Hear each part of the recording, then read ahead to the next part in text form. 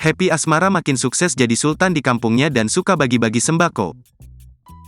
Happy Asmara salah satu penyanyi dari daerah yang sukses. Bahkan berkat kesuksesannya, Happy Asmara menjadi orang terkaya di desanya yakni Desa Srikaton, Ringinrejo, Kediri, Jawa Timur. Selain dikenal kaya raya, Happy Asmara juga dikenal dermawan, sering bagi-bagi sembako dan uang ke warga. Kekayaan yang didapat Happy Asmara ini berkat penghasilan dari panggung ke panggung. Happy Asmara juga sering muncul di program televisi. Lantaran sibuknya, ia jarang pulang ke kampung halaman tempat kedua orang tuanya tinggal.